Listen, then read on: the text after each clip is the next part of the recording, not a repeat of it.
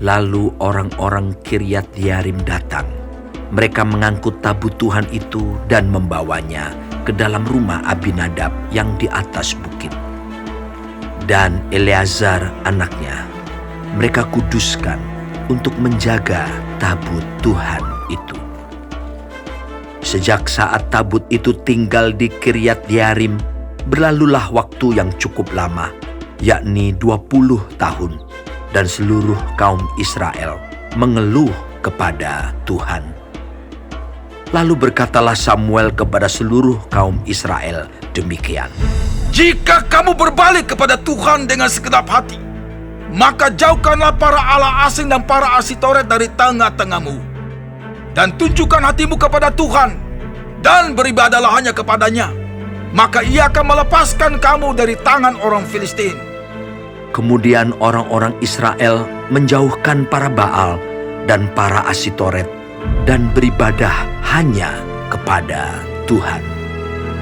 Lalu berkatalah Samuel, Kumpulkanlah segenap orang Israel ke Mispa, maka aku akan berdoa untuk kamu kepada Tuhan. Setelah berkumpul di Mispa, mereka menimba air dan mencurahkannya di hadapan Tuhan. Mereka juga berpuasa pada hari itu dan berkata di sana, Kami telah berdosa kepada Tuhan. Dan Samuel menghakimi orang Israel di Mispa. Ketika didengar orang Filistin bahwa orang Israel telah berkumpul di Mispa, majulah raja-raja kota orang Filistin mendatangi orang Israel. Serta didengar orang Israel demikian, maka ketakutanlah mereka terhadap orang Filistin.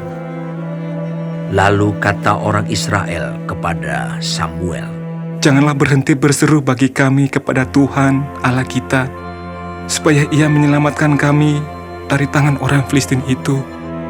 Sesudah itu Samuel mengambil seekor anak domba yang menyusu, lalu mempersembahkan seluruhnya kepada Tuhan sebagai korban bakaran.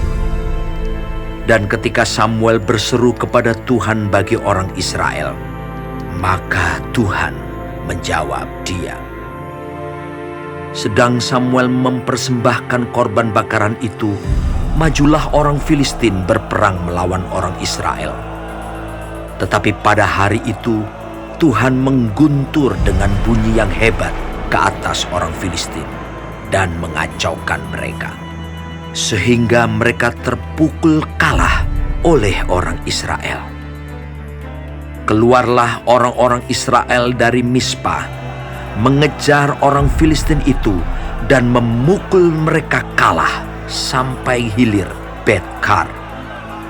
Kemudian Samuel mengambil sebuah batu dan mendirikannya antara Mispa dan Yesana. Ia menamainya Eben-Hezer.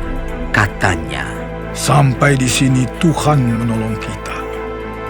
demikianlah orang Filistin itu ditundukkan dan tidak lagi memasuki daerah Israel. Tangan Tuhan melawan orang Filistin seumur hidup Samuel. Dan kota-kota yang diambil orang Filistin daripada Israel kembali pula kepada Israel, mulai dari Ekron sampai Gat. Dan orang Israel merebut daerah sekitarnya dari tangan orang Filistin. Antara orang Israel dan orang Amori ada damai.